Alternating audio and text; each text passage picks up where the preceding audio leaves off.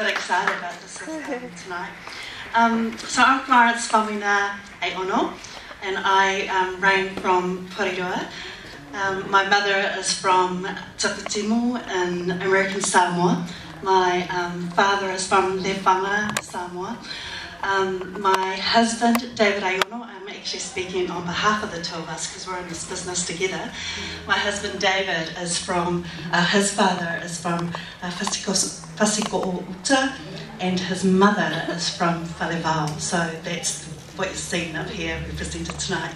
Thank you so much, PBT, for this awesome opportunity. I always knew I wanted to go into business when I was about 8 years old. My father and my parents split up. He moved away when we were 6 and he returned to Hawaii. And when I was 8 years old, he was always sending us gifts, writing us letters. And when I was 8, he sent these beautiful necklaces from Hawaii, a purple one and a pink one for my sister and I. And they were so gorgeous. I haven't seen anything like it since. And my mother she took them from us and she hung them over the picture frames in our house. And 2 months later, I grabbed them without my mother knowing. I took them to school and I raffled them off. And there was a huge assembly that my siblings were at, where the principal drew this raffle. I made $100, and I never forgot that feeling about what profit does to you, the feeling of profit, man, that was just awesome. And so my mother to this day doesn't know that I did that. She's always asking about those necklaces, don't tell her please. And then from that profit, from that $100, I spent $80 on the things that were really important to me at the time, and that was peanut slabs, chicken chippies. Honestly, I shouted my friends and everything. $20 went towards a whole lot of wool. This is a true story, man. A whole lot of wool. I didn't know how to knit or anything like that, but I bought heaps of wool, blue wool, and I conned my girlfriend at the time, Sharon Jobson, to teach me how to knit, and I knitted a scarf. And then I raffled it at school, and then I made $80. So it was like, I never ever forgot how profit made me feel, and I knew straight away that I really wanted to do that in life.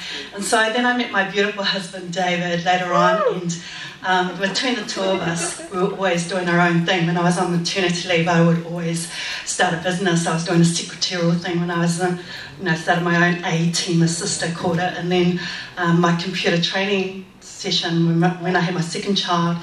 And but David was always doing his own thing as well, and together we knew we desperately wanted to do something together, but really didn't know what that was going to be. And so 7 years ago my husband started a property business, and seriously, honestly, if you can carry a property business through a financial crisis, man, you have been through it. And I was really encouraged by by what he taught me in property, and what he taught me in business. And at the time I started a role at the Pacific Cooperation Foundation. I was asked to help set up this organisation here in Wellington, and I just knew straight away that that's where my passion was with Pacific initiatives. Really didn't want to move away from that. And so I made sure I was really teachable, got a lot of information, talked to a lot of people, got some awesome networks through the Pacific Cooperation Foundation, and then they moved to Auckland. And so I spent my last 3 months last year in Auckland just helping them out with settling. But you know what, I saw the gap, eh? I thought, no, do you know what, if they move to Auckland, there is a huge gap with Pacific initiatives.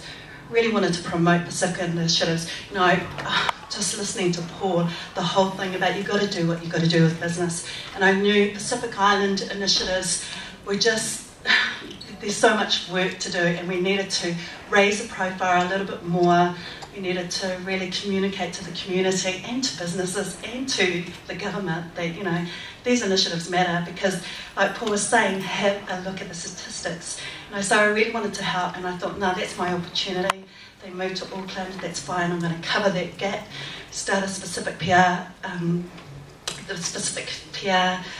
organisation, business, and my husband at the time was working on developing websites and had started his own little bit with websites, and so we just merged the two together because it made sense.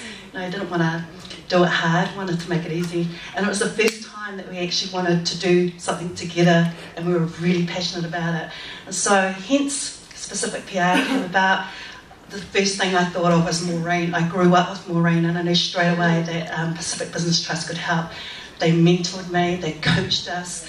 You know, I went through the tax initiatives, you know, just making sure, and then revenue was covered. You know, I just wanted to make sure that I was going to do it, and I was going to do it right.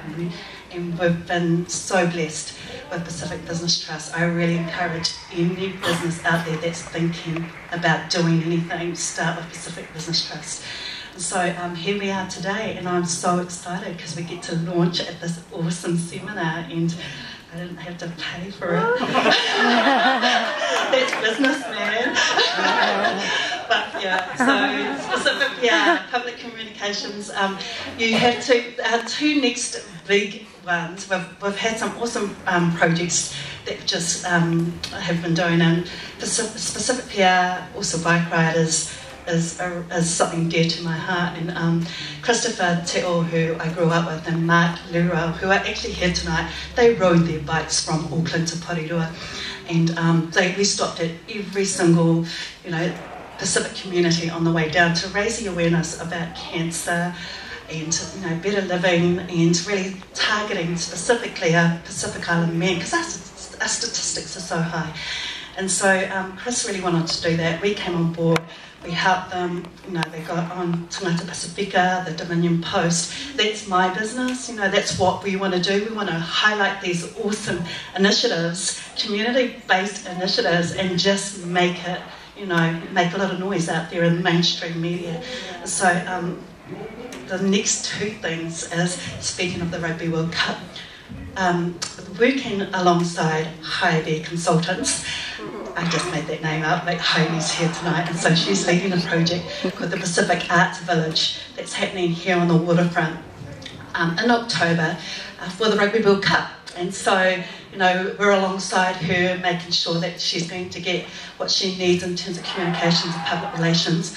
And we know it's there for everybody, so if you're there that want to be a part of it, just come, because the Rugby World Cup is the time to make the noise in terms of our Pacific Island initiatives, especially when you're looking at our statistics. We want to make some positive noise, and so yeah, make sure that you get involved, and we're also helping the Special Olympics Samoa to get to Athens in August, so that's our next big thing as well.